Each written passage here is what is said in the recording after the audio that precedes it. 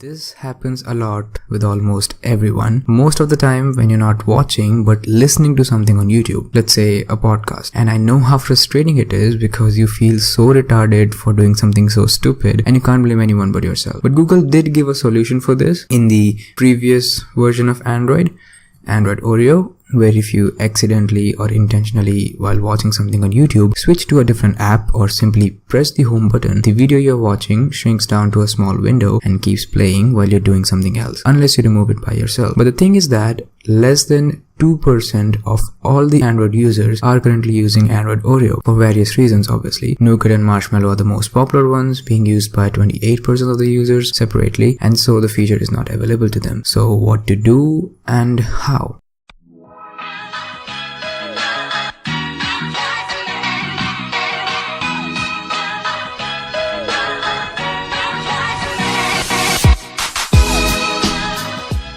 So a few days back, I found this app called Stream, and what it claims to do is it allows you to keep watching any YouTube video in a small window while doing something else at the same time. Now, first thing is that it's not an extension for the YouTube app. I know some of you might be thinking about that. It is a separate application which lets you watch videos available on YouTube using its own video player, and it has this cool feature I just told you about. But that's all what we have on paper. Does it actually work?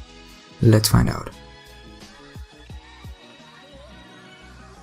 So I have been using this app for quite some time now, and this is what I have to say. First things first, it does what it says and it does it pretty well. You can watch any video which is available on YouTube using its own video player and can shrink it down to a small floating window and keep watching it while doing something else whenever you want and as long as you want. It also allows you to change the size of this window if you want to do that. Also, in the beginning you might not be able to see any normal video even if you'll search for it. So for that, just disable the music only option from this menu over here and you'll be fine. They also say that this app will synchronize all your playlists which you have created on your YouTube account only if you'll use that same Google account to sign into this app also. But for some reason this thing did not work for me. I did try to reinstall the app, clear cache, but it didn't work. So I tried it on a different phone and to my surprise it was working completely fine. So I guess there must be some issue with my phone. But for now I cannot assure you that it will work in your phone. It may or it may not, but if any one of you have any idea about how to solve this thing, do leave a comment. There are other apps too, like FloatTube, which claims to do the same thing in case you're looking for some choices. So just before ending this video, can this app replace the YouTube app in your phone?